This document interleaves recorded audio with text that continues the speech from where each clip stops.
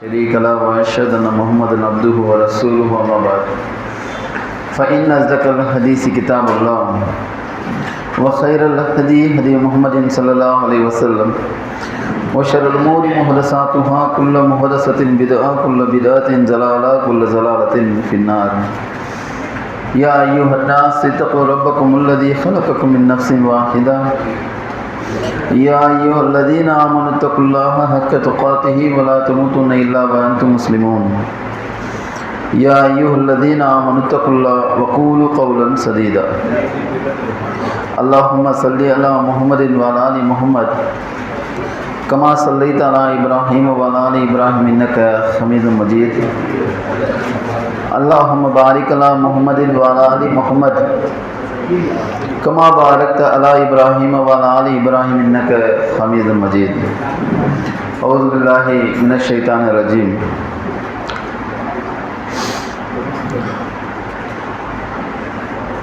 ربي اشرح لي صدري ويسر لي أمري واحلل عقدة من لساني يفقهوا قولي ربي زدني علما إنك على خلق عظيم மாண்பிற்கும் மரியாதைக்கும் உரிய எல்லாம் அல்ல அல்லாஹ் ஜல்லு ஷானு தாலாவின் நல்லடியார்களே, அருமை சகோதர சகோதரிகளே, தாய்மார்களே, அல்லாஹ்வுடைய சாந்தியும் சமாதானமும் அவனது வெற்ற அன்பும் ஆதரவும் பேரருளும் அவன் புறத்திலிருந்து அகிலத்திற்கெல்லாம் அருள்கொடையாக அனுப்பப்பட்ட ரஹ்மத்துல் லில் ஆலமீன் அகிலத்தின் அருள்கொடையாக மன்னலும் பெருமகனார் இறை தூதர் இறுதி தூதர் நபிகள் பெருமகனார் முஹம்மது ரசூலுல்லாஹி ஸல்லல்லாஹு அலைஹி வஸல்லம் அவர்கள் மீதும் அன்னலாரை பின்பற்றி வாழ்ந்த சத்திய சஹாபாக்கள் சஹாபிய பெண்மணிகளின் மீதும் அல்லாஹ்வுடைய மார்க்கத்தை அரும்பாடுபட்டு அதன் தூய்மையான வடிவத்தில் அறிந்து பின்பற்றி நம்முறை கொண்டு சேர்த்த அனைத்து அல்லாஹ்வின் நல்லடியார்கள் மீதும் குறிப்பாக அல்லாஹ்வின் அருள் பொங்கும் ரமலான் மாதத்தில் அல்லாஹ் நம் மீது விதியாக்கிய நோன்புகளை நோற்றவர்களாக இரவு வணக்கங்களை நின்று வணங்கியவர்களாக அவனது அழகிய தூய இஸ்லாமிய மார்க்கத்தை அதன் தூய்மையான குர்ஆன் சுன்னா அடிப்படையில் அறிந்து கொள்ள இங்கே குழுமிருக்கும் நம்மவர் அனைவரின் மீதும்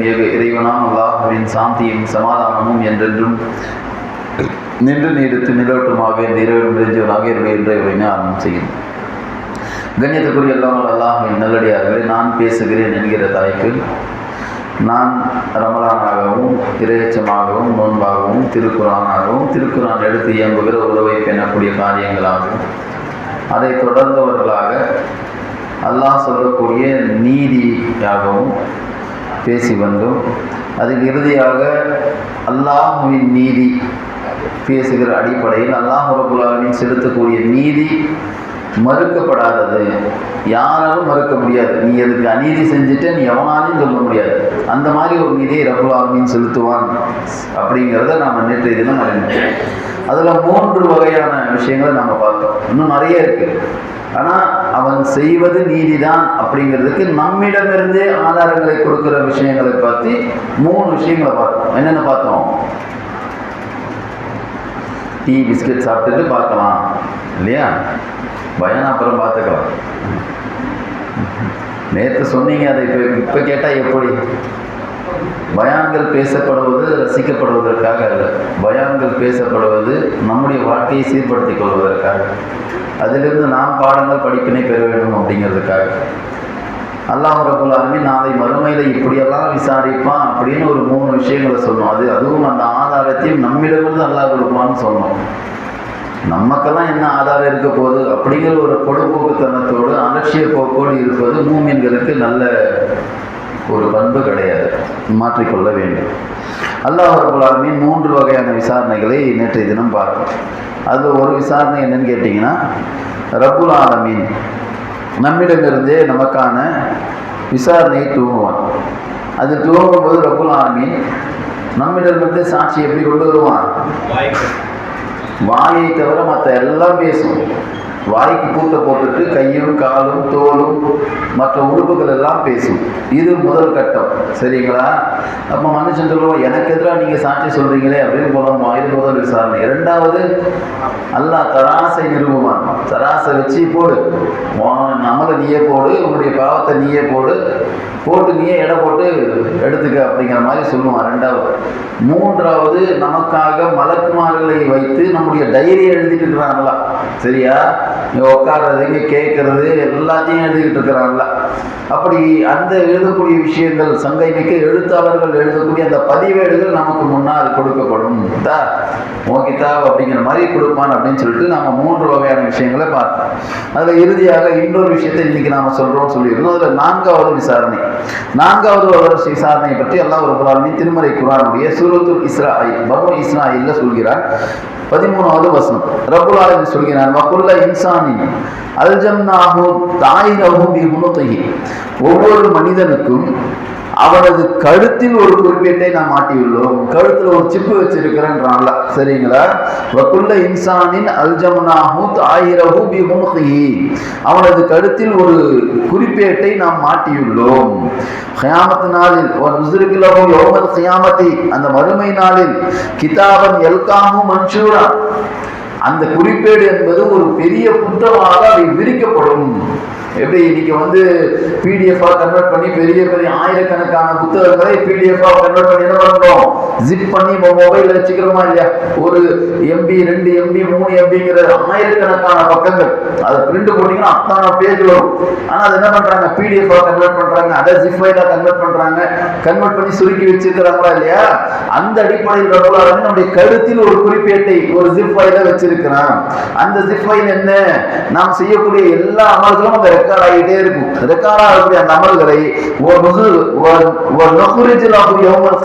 மறுமை நாளில் கிதாபல் யல்காஹு மன்ஷூரன், அதை நாம் விரிக்கப்பட்டதாக அப்படி விரிச்சுதா படிச்சு அப்படிங்கிற மாதிரி ரப்பல் ஆலமீன் அந்த கிதாபாவை மாத்தி கொடுப்பான்.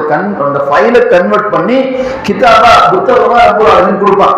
கொடுத்து விட்டு ரப்பல் ஆலமீன் சொல்கிறான், இக்ரஹுல் கிதாபிக, உன் புத்தகத்தை நீயே படின்னு வரது. என்னவா, உன் புத்தகத்தை அடுத்தவன் படிக்கிறது விட்டு நான் படிக்கிறது விட்டு அதெல்லாம் வேற.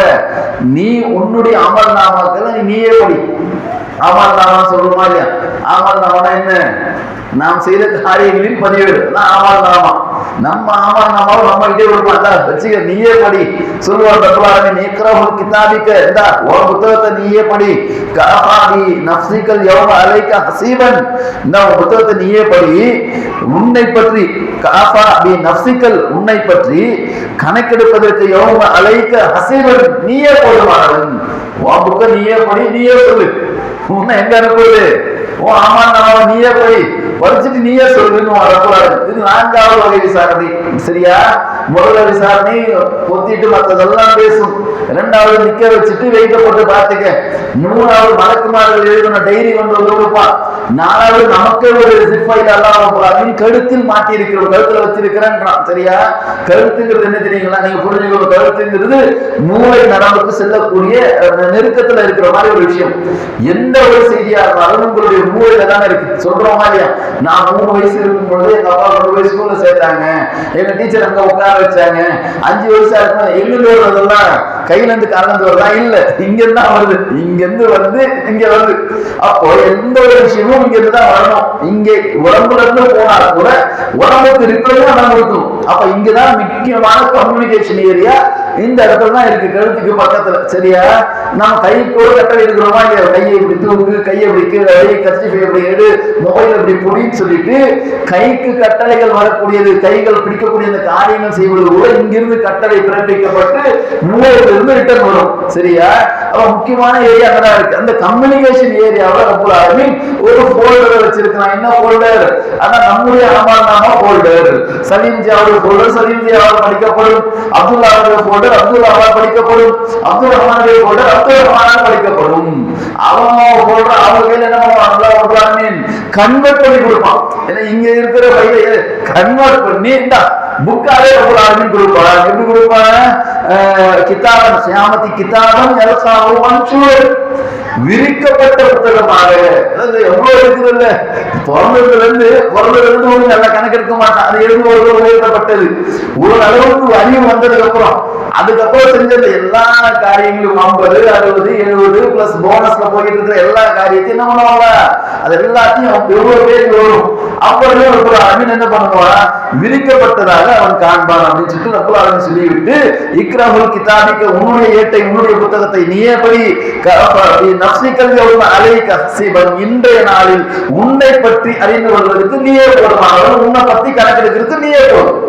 கணக்கு புக்க கையில வாங்கினவங்க அவன் விரும்புவான். அதுல நிறைய வெரைட்டிகள் இருக்குன்னு. வலது கரத்தில் புத்தகத்தை கொடுக்கப்பட்டவர், அது ஒரு டைப் இருக்கு. இடது கரத்தில் புத்தகத்தை கொடுக்கப்பட்டவர், அது ஒரு டைப் இருக்கு. வலது கரத்தில் புத்தகத்தை வாங்கினவர் என்ன பண்ணுவாரு? புத்தகத்தை சந்தோஷமா வாங்குவார், முகம் மறந்தவரால் வாங்குவார். வாங்கி கொண்டு அந்த புத்தகத்தை என்ன பண்ணுவாரு? அவர் படிக்கிறது மட்டும் இல்லாம, பை என் புக்கை நீங்க படிங்களேன், நீங்க வந்து படிங்களேன், என் புக்கை படிங்க. அழகான அவர்கள் செய்த காரணத்தினால் அவருடைய ஏடு, அவருடைய பதிவேடு, அவருடைய ஆமா வலது கையில எல்லாம் படிப்பான். அந்த ரைட்ல வாங்குவான். சொல்லுவாங்க அச்சானாம் சீதா அச்சக்கரோ, வலது கரத்தால பண்ண அப்படின்னு சொல்லுவாங்க. அது வலது கையில வாங்கன்னு வரலாம். வலது கையில் புத்தகத்தை வாங்கியவர் அதை படித்து விட்டு, பை நீங்க கொஞ்சம் படிங்களேன் என் புக்கை, சந்தோஷமா இருப்பார், காமிப்பார், படி நீ படிக்கிறார். இடது கரத்தில் புத்தகம் வழங்கப்பட்டவர்கள் இன்னொரு அளவு சொன்னா முதுகுக்கு பின்னாடி என்ன அர்த்தம்? மறைச்சு கொடுக்கிறது அர்த்தம். முன்னாடி கொடுக்கிறது இருக்கிறாங்க. முன்னாடி நேற்று கூட பரிசு கொடுத்தாங்க, கேள்வி கேட்டோம், பதில் சொன்னீங்க, பதில் சொன்னவங்களுக்கு முன்னாடி பரிசு கொடுத்தாங்க. என்ன முன்னாடி வாங்குவது? முன்னாள் பெறுவது சிறப்பு. முதுகுக்கு பின்னாடி வாங்குறது என்னது? இழிவு, அசிங்கம். அசிங்கத்தை தான் பின்னாடி வாங்க முடியும். அப்படி முதுகுக்கு பின்னால் வேடுகளை வாங்கப்படுவார்கள், இடது கையா வேடுகள் கொடுக்கப்படுவார்கள் சொல்லுவாங்க.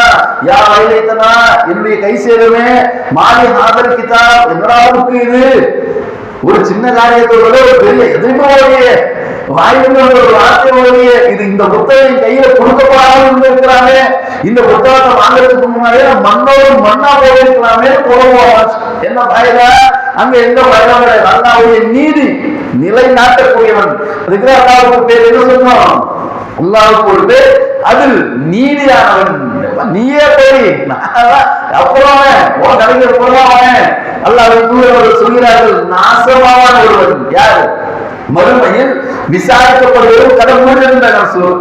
உடனே ஆயிஷா சொல்றாங்க, என்ன விசாரிக்கப்படுவது கடவுள் இருந்தீங்கன்னாக்கா, அல்லாஹ் யாரை துணி விசாரிக்கிறானோ முடிஞ்சது அவங்க. அது சிலருக்கு விசாரணை எல்லாம் லேசாக்கிடுவோம். என்னப்பா எல்லாம் பண்ணியா? ஆமா எல்லாம் பண்ணேன், சரி சரி. இது ஒரு கதை.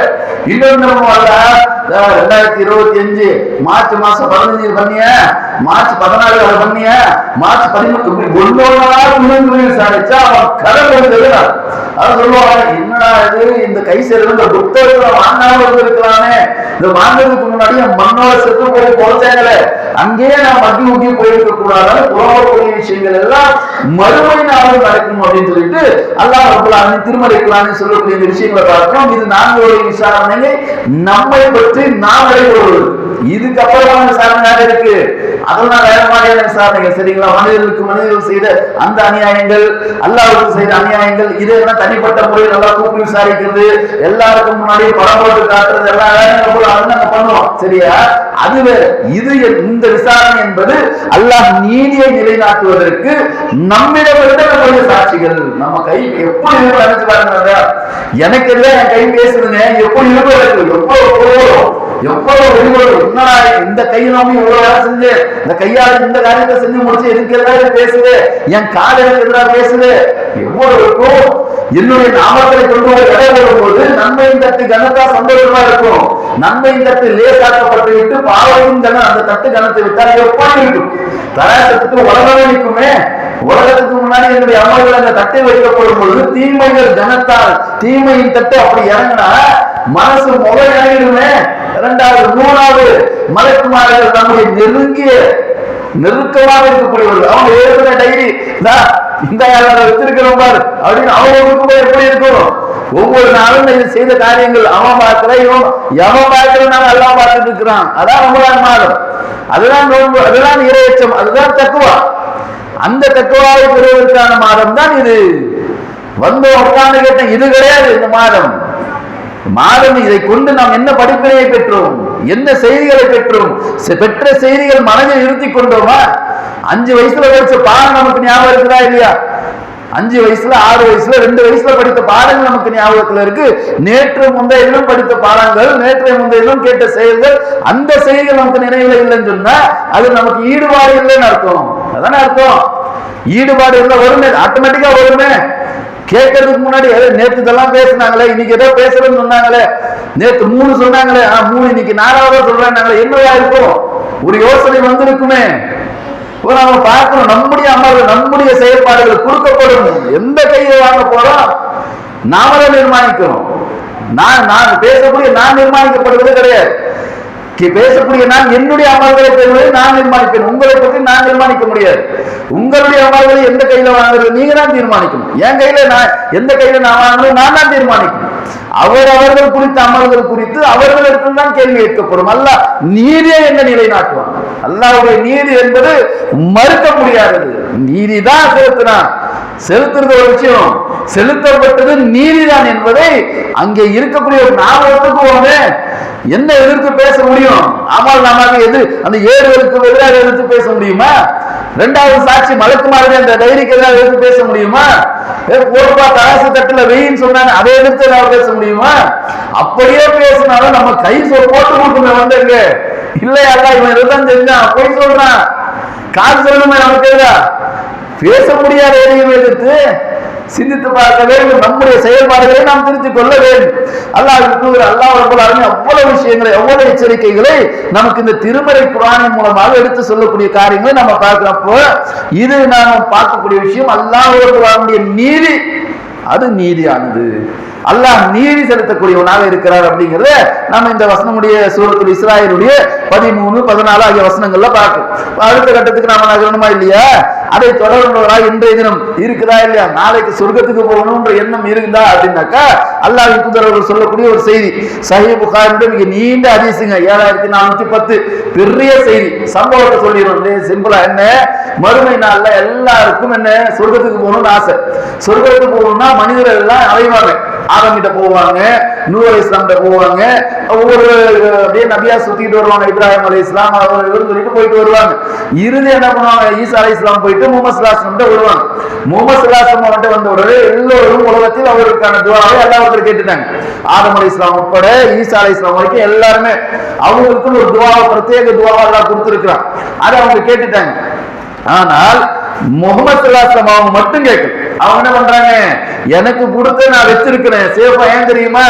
அதை நான் யூஸ் பண்ணுவேன் எங்க மறுமை நாள்ல பயன்படுத்துவேன். நாங்க ரசூலுல்லாஹ் எதற்காக? என்னுடைய உம்மத்தாக இருக்காங்க. ரசூலுல்லாஹ்வுக்கு நம்ம மீது எவ்வளவு அக்கறை, நமக்கு ரசூலுல்லாஹ்வுல என்ன அக்கறை இருக்குது பாக்குறோம்.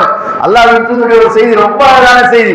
சஹாபாக்கள் ஆச்சரியமா கேட்கிறாங்க. அல்லாஹ்வின் தூதர் அவங்க சொல்றாங்க, நான் என் சகோதரர்களை பார்க்கணும்னு ஆசைப்படுறேனே அப்படின்றாங்க. ரசூலுல்லாஹ் சொல்றாங்க சகோதரர்கள் இக்வான் அப்படிங்கிறாங்க. இக்வான்னா சகோதரன் அர்த்தம். நான் என் சகோதரர்களை பார்க்கணும்னு ஆசைப்படுறேன்னு சொல்லிட்டு ரசூலுல்லாஹ் சொல்றாங்க.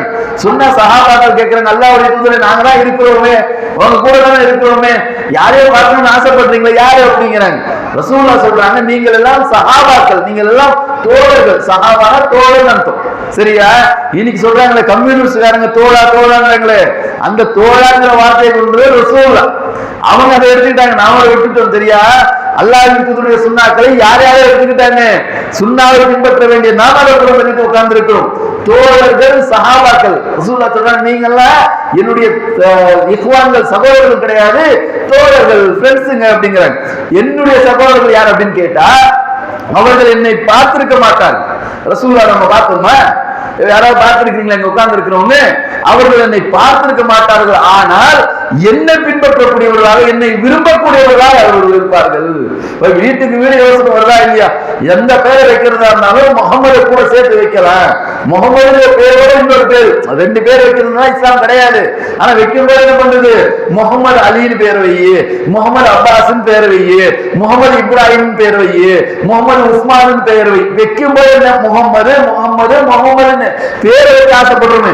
அல்லாஹ்வின் தூதரை நாம் நேசிக்கிறோம் மாதிரி சொல்றாங்க. அவர்கள் என்னை பார்த்திருக்க மாட்டார்கள், ஆனால் என்னை நேசிக்கக்கூடியவர்களாக இருப்பார்கள்.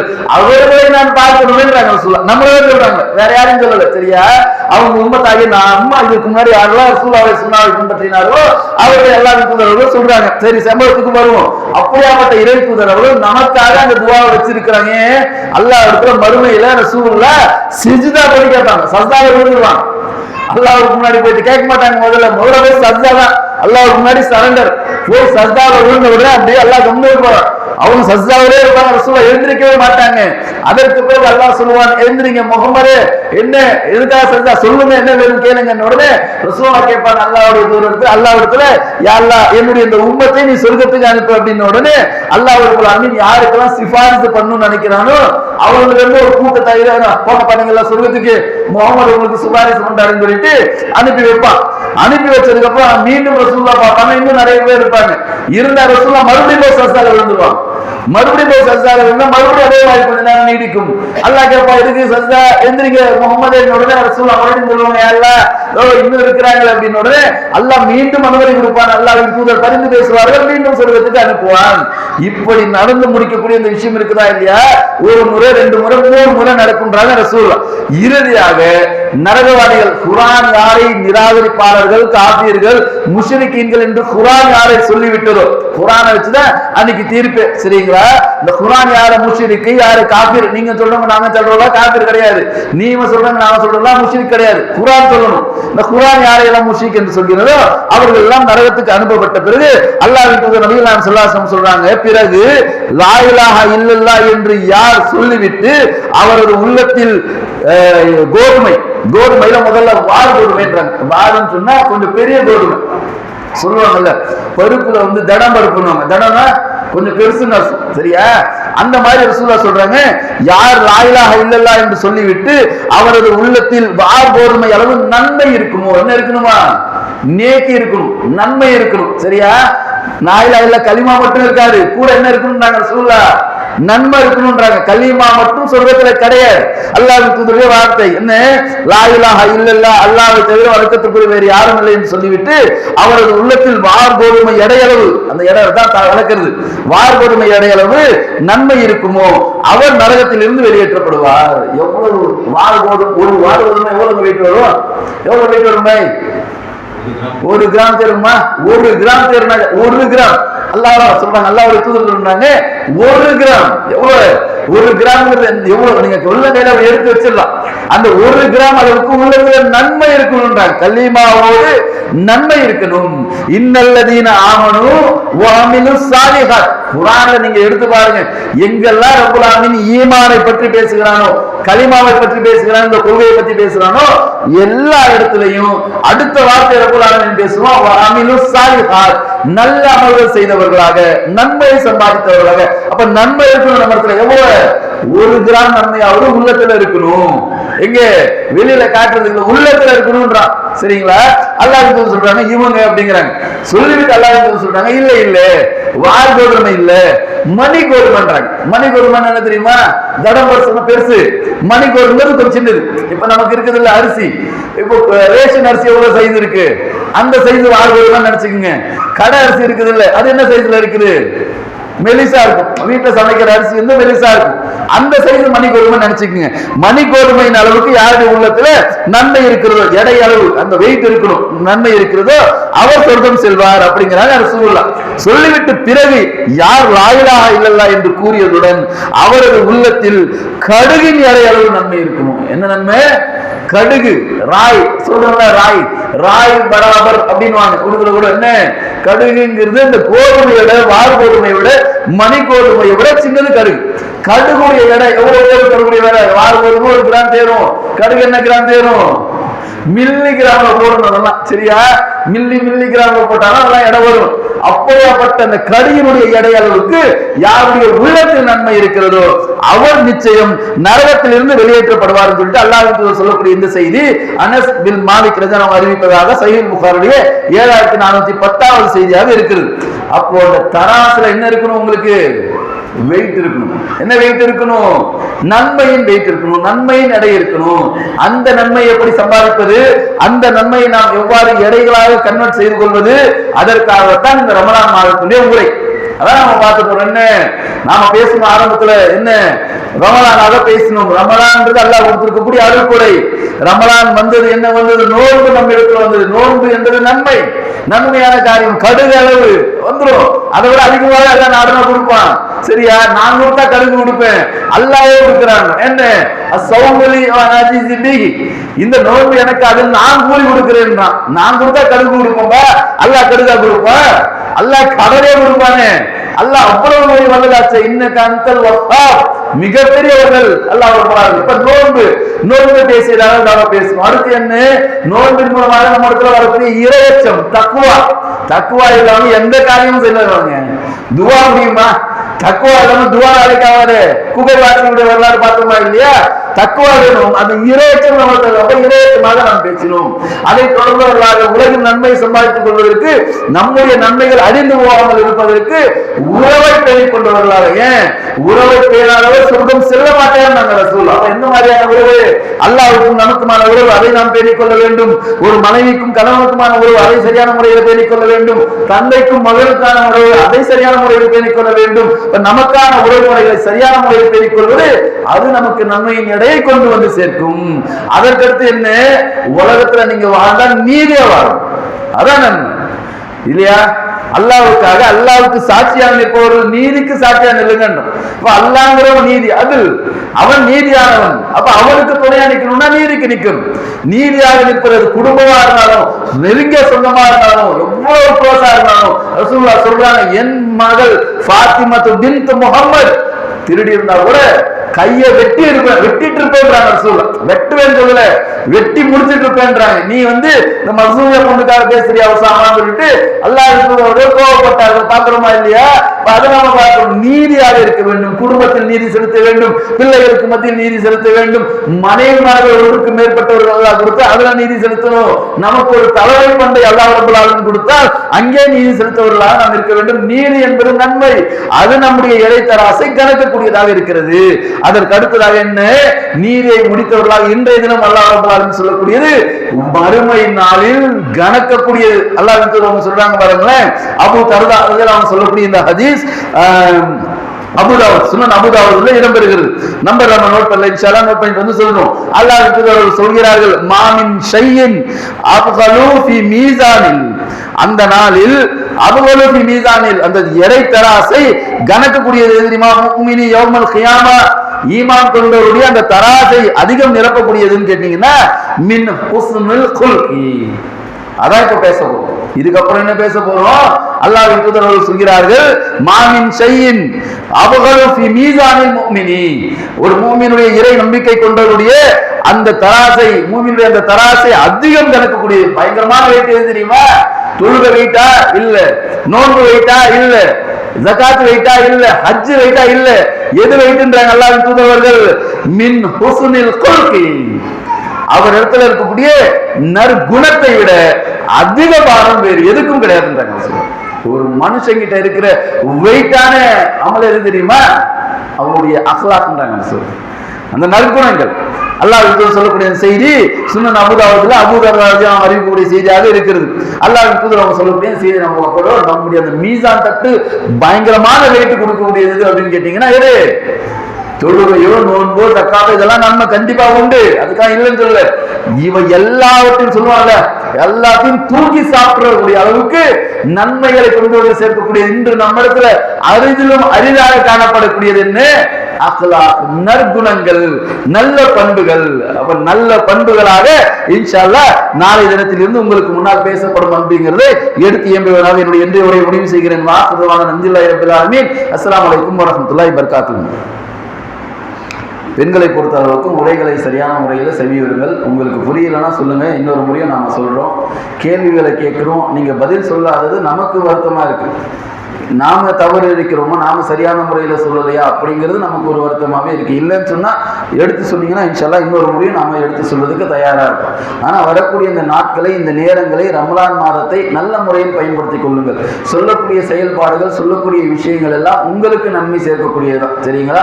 அதற்காகத்தான் மெனக்கெட்டு நிர்வாகிகள் இந்த நிகழ்ச்சி ஏற்பாடு செஞ்சிருக்கிறாங்க. அவங்க இல்லைன்னா எதுக்கு சொல்லுங்க, உட்காருங்க வாங்க தொழுதுட்டு போயிட்டே இருக்கலாம் அப்படிங்கிற மாதிரி இருந்திருக்கலாம்.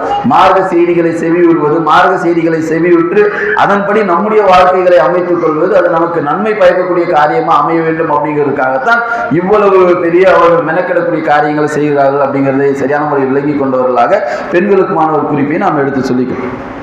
அடுத்ததாக தினமும் நாம் பார்க்கக்கூடிய சபபு நுசூல்ல இன்றைய தினம் என்னன்னு கேட்டீங்கன்னா, அல்லாஹ் பாருங்க இந்த மார்க்கத்தை எவ்வளவு லேசாக்கி வச்சிருக்கிறான் அப்படிங்கிறதுக்கு இது ஒரு ஆதாரம். பராவ ரஸியல்லாஹு அவங்க அறிவிக்கிறாங்க, இறை நம்பிக்கையாளர்கள் அல்லாஹ் ரப்பல் ஆலமீன் திருமறை குர்ஆனுடைய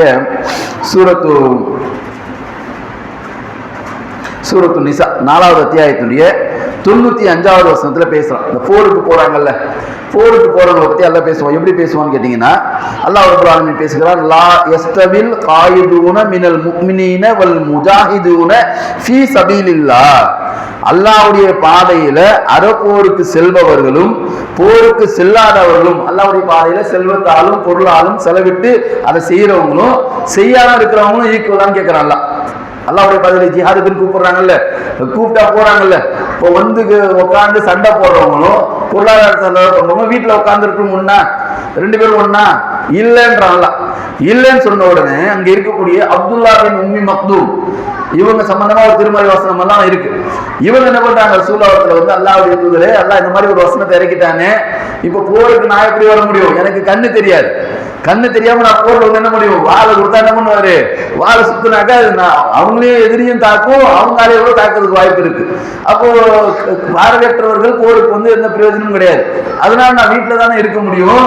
இப்போ இந்த வசனம் எனக்கு தானேன்றாங்க பாருங்க. அவர் பார்வையற்றவரா இருக்கிறார், அவருக்கு என்ன ஒரு ஈமானை உறுதி பாருங்க. நான் வீட்டுல உட்கார்ந்து இருக்கிறேனே, நாங்களா என்ன பண்ணுவோம், கண்ணு சரியில்லையே, காலு சரியில்லை, வாங்க சொல்லிட்டாங்க, ஃபஜ்ருக்கான வாங்க சொல்லப்பட்டு விட்டது, ஹய்யால் ஸலா ஹய்யால் ஃபலாவோட கூடுதலாக ஒரு வாசகம் என்ன வரும், அஸ்ஸலாத்துல் கைரும் மினன்னௌம், தூக்கத்தை விட தொழுகை சிறந்ததுன்னு வரும். கேட்டுக்கிட்டே இன்னும் கொஞ்சம் நல்லா போத்திக்கிட்டு நம்ம என்ன பண்ணுவோம், லைட்டா ஜொரடிக்கிற மாதிரியே இருக்குது, சாப்பிட்ட சாப்பாடு இன்னும் நெஞ்சிலேயே இருக்குது, எந்திரிச்சா எப்படி அப்படிங்கிற நமக்கு இருக்கும். ஆனா அவர் பார்வையற்றவரா இருந்து கொண்டு ஜிஹாத் உயிர் போற விஷயம், ஃபஜ்ருக்கு வர்றது உயிர் போற விஷயமா, ஃபஜ்ருக்கு ஒன்னா செத்துருவோம்னு யாருக்காவது இருக்கா, உயிர் போற விஷயம், அது உயிர் போற விஷயம். அதுக்கு போகவே நான் யோசிக்கிறேன், நான் எப்படி வர முடியும், பார்வையற்றவனாக என்னால் எப்படி கலந்து கொள்ள முடியும் அப்படின்னு சொல்லிட்டு அப்துல்லா பின் உம்மி மக்தூம் வந்து தம் ஊனத்தை பற்றி முறையிட்டார். முறையிட்டவுடன் அல்லாஹ் ரப்பல் ஆலமீன் அந்த வசனம் இறக்கிட்ட பிறகு வசனத்துக்கு இடையில் ஒரு வார்த்தை இறக்குகிறார், கைர உலு ஸரரி. என்ன அல்லாஹ் ரப்பல் ஆலமீன் சொல்கிறார், தக்க காரணமின்றி, ஏதாவது உங்களுக்கு பிரச்சனை இருக்குது, ஏதாவது பார்வை இல்லை, காது அடிபட்டிருக்குது, வேற ஏதோ பிரச்சனைகள் இருக்குது அப்படின்னு தக்க காரணமின்றி போருக்கு வராதவர்களும் தங்கிவிட்டவர்களும் வந்தவர்களும் சமமாக மாட்டார்கள் அப்படின்னு சொல்லிட்டு ரப்பல் ஆலமீன் இடையே ஒரு வார்த்தையை மட்டும் கொண்டு வந்து சேர்த்தான் அப்படின்னு சொல்லிட்டு கைர உலு ஸரரி அப்படின்னு சொல்லிட்டு ரப்பல் ஆலமீன் சொல்லக்கூடிய இந்த வசனம் சேர்க்கப்பட்டது அப்படின்னு சொல்லிட்டு ரசூலுல்லாஹ் சொல்றாங்க. இதை பராவுல் ஆசிஃப் ரஜினி அறிவிக்கிறாங்க. சஹீஹ் புகாரிலே 4593வது செய்தியாக இது இடம்பெறுவதை நம்ம பார்க்கணும். இன்ஷால்லா நாளை தான் உங்களுக்கு முன்னால் நற்பண்புகள் பேசப்படும் அப்படிங்கிறதை எடுத்து சொன்னவனாக இன்றைய உரையை முடிவு செய்கிறேன். வாஹிதுவான அல்ஹம்துலில்லாஹி ரப்பில் ஆலமீன். அஸ்ஸலாமு அலைக்கும் வரஹ்மத்துல்லாஹி வபரகாத்துஹு. சுப்ஹானக்கல்லாஹும்ம வபிஹம்திக அஷ்ஹது அல்லா இலாஹா இல்லா அன்த அஸ்தக்ஃபிருக வ அத்தூபு இலைக்.